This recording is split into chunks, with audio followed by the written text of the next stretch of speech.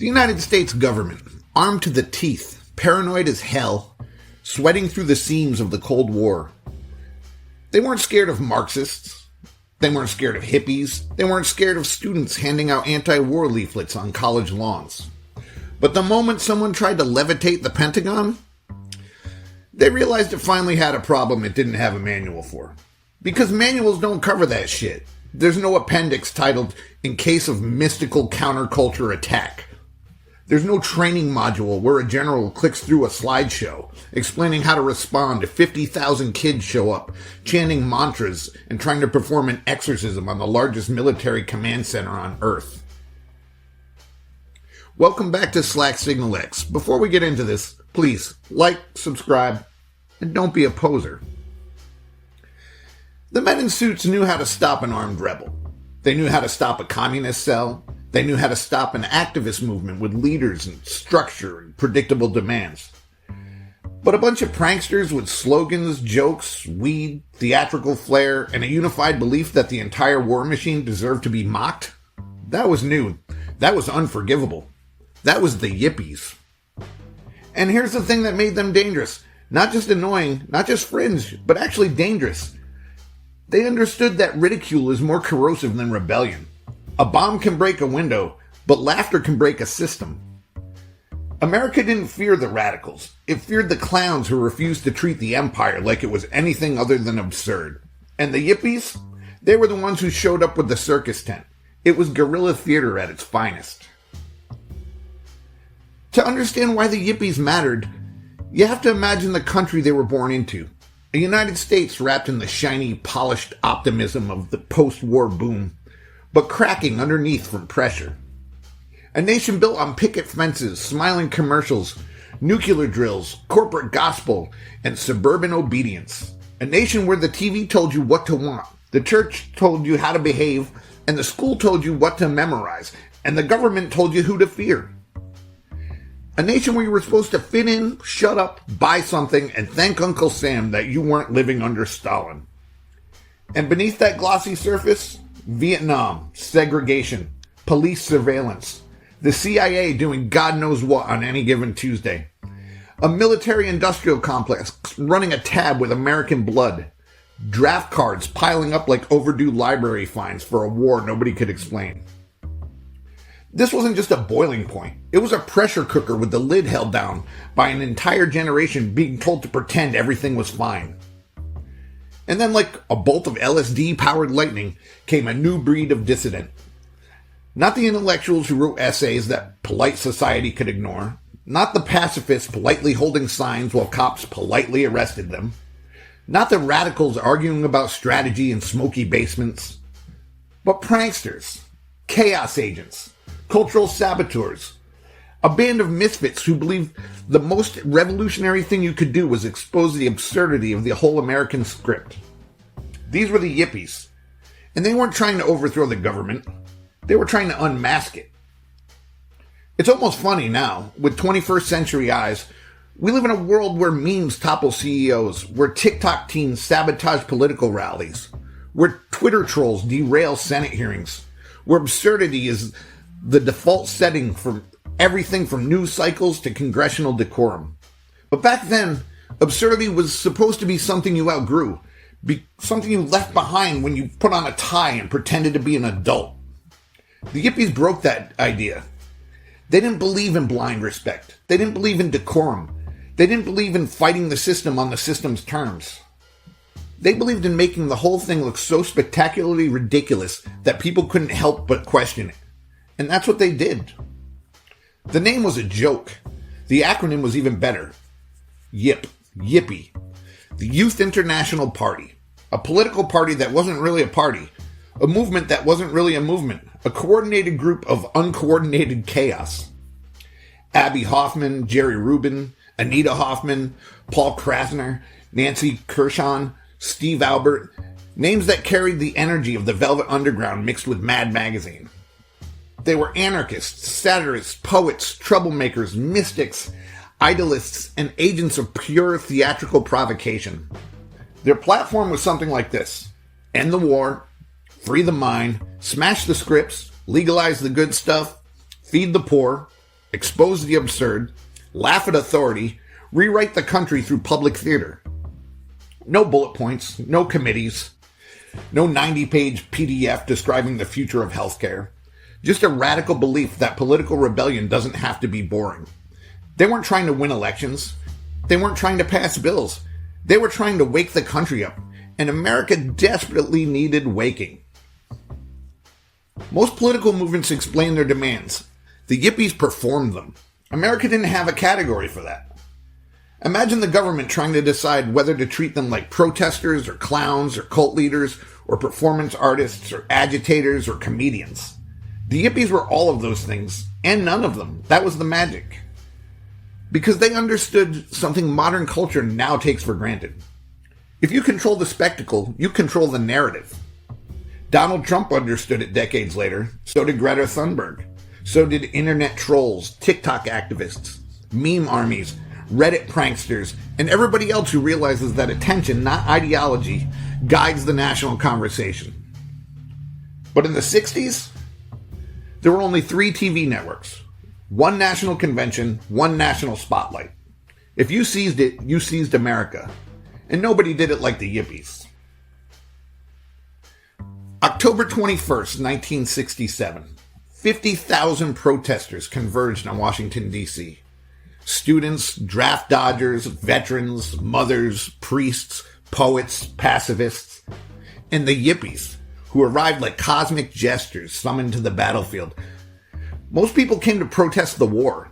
The Yippies came to exorcise a demon. Abbie Hoffman actually filed a permit to levitate the Pentagon. He claimed they could raise it 300 feet. The government countered with a permit allowing them to raise it 3 feet. Yes, this actually happened. The negotiation alone was performance art. As protesters surrounded the building, chanting, singing, drumming, shaking incense, Hoffman began a ritual so bizarre the military's own archives can barely describe it. The idea wasn't to physically lift the building. The idea was to reveal the absurdity of the war machine, to make the entire chaos visible in one surreal, unforgettable image. Imagine being a Pentagon general watching a crowd of hippies trying to telekinetically lift your building into the sky. Do you laugh? Do you panic? Do you call security? Call an exorcist? Or do you call therapists? The event ended with police beatings, tear gas, and a few thousand people realizing they had taken part in a moment that would burn itself into the subconscious of the country. The Pentagon did stay firmly on the ground, but its aura cracked. For the first time on national television, the American war machine looked fragile, afraid. The powers that be were unsure to how to handle a problem it couldn't shoot or arrest. I mean, imagine a meme so powerful it terrifies the government. That's what the Yippies did before memes existed. Ridicule is radioactive. Governments handle violence, they handle ideology, they handle dissent. But ridicule breaks the spell. It says you're not inevitable, you're not sacred, you're not the final word, you're just another actor in this absurd theater. Every authoritarian regime in history has feared satire. USSR banned jokes, fascists burned comic books, dictators jailed cartoonists, empires silenced comedians before they silenced generals, because a joke cuts deeper than a manifesto. The Yippies weren't trying to kill the American empire. They were trying to embarrass it. And embarrassment spreads faster than revolution. 1968. The Democratic National Convention. Chicago. A city already vibrating with tension, cops sharpening their batons, reporters expecting riots, activists preparing for a nightmare. And the Yippies announced their presidential candidate. A pig. A literal pig. Named Pegasus the Immortal. It was satire so sharp it made the news anchors choke on their words. Authorities didn't know how to react, so they did the one thing guaranteed to make the Yippies look like comedic prophets. They actually arrested the pig. Imagine being a police officer reading your orders. Apprehend the presidential candidate, who's a pig and also immortal? It wrote itself. The Yippies didn't just highlight the absurdity of politics. They forced the political system to behave so absurdly in response that they won. What happened next still haunts the American psyche. Thousands of protesters poured into Chicago, and the cops unleashed hell, clubs, tear gas, arrests, broken skulls, blood in the streets. And the whole thing was captured live by TV cameras that were supposed to broadcast political unity. Instead, they broadcasted civil war. The country watched police beating unarmed teenagers live, watched journalists clubbed by officers, watched peaceful protesters screaming through clouds of tear gas. It's not uncommon now, but then for the first time, they watched America reveal its real face live. And the Yippies? They danced through the chaos like saints of satire, yelling to the cameras, "The whole world is watching." And the world was. The Yippies didn't cause the violence, but they understood the moment. They understood that if America saw itself acting like an authoritarian regime, even if only for a moment, it could never pretend otherwise. They understood that humiliation is irreversible, and Chicago humiliated the country. The government needed a scapegoat, someone to blame for the riots that the whole world now associated with police brutality. So they threw 8 activists, soon 7, into the courtroom, the Chicago 7. Abby Hoffman treated the trial like a stand-up routine. Jerry Rubin treated it like improv theater. Judge Julius Hoffman treated it like war. At one point, Abby Hoffman told the judge, "You probably would have served Hitler better." Another time, he read the judge's social security number aloud. Another time, he showed up dressed in judicial robes. And another time, he took all the robes off. He kept turning the courtroom into a stage, and Judge Hoffman kept reaching in ways that made the whole trial look like a deranged opera. The message was clear. We are not participating in your theater. We are rewriting it. This was a moment where the modern world began. Every activist live stream, every meme revolution, every culture jamming stunt, every YouTuber who uses satire to expose power, every TikTok troll who disrupts a rally, every street performance protesting police brutality, every absurdist political stunt meant to wake people up, it all traces back to the Yippies.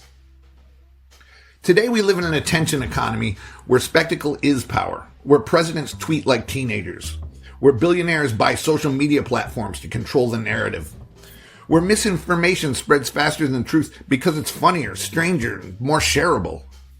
The Yippies saw this future long before it happened. They understood that media isn't a mirror, it's a weapon, and whoever wields it with the most creativity wins. They were spiritual ancestors of Anonymous, the Yes Men, Banksy, meme culture, flash mobs, culture jammers, TikTok activists, satirical influencers, political comedians, digital pranksters, and everyone else weaponizing absurdity. The Yippies didn't lose, they evolved. But of course, it wasn't all laughter. Abby Hoffman went underground for years. Jerry Rubin traded radicalism for Wall Street, a transformation so darkly ironic it almost feels scripted. Others struggled with mental illness, jail time, burnout, paranoia, and the endless weight of being a symbol instead of a person. Revolutions have casualties, even the funny ones, but they didn't regret it. None of them doubted that they were right to challenge the empire. Not with guns, not with bombs, but with the simple suggestion that the emperor looked ridiculous in its outfit. That's the heart of their philosophy. If you can force the powerful to laugh at themselves, even once, the spell breaks. And once a spell breaks, the people don't see the world the same way again. The Yippies knew the Pentagon wouldn't levitate, the pig wouldn't win, the trial wouldn't free the people, and the laughter wouldn't end the war. But the ritual itself mattered. They weren't exorcising a building. They were exorcising a nation. Exercising obedience, fear, blind patriotism, manufactured consent, the myth of American innocence, the illusion that the powerful knew what they were doing. They were trying to cleanse the American psyche of the poison that kept it small. And maybe they did, because once you see the empire slip on a banana peel, you never forget it, and you never fear it the same way again. Here's a secret that governments still don't want to acknowledge. Absurdity ends empires. Not violence, not ideology, not elections. Comedic absurdity. Once enough people see the system as ridiculous, it collapses under the pressure. The Yippies didn't topple America, but they cracked the facade. They made the country see itself. They made the country laugh at its own power. They made rebellion fun. They made activism irresistible. And they made political apathy impossible. And in doing so, they carved a permanent place in the cultural bloodstream.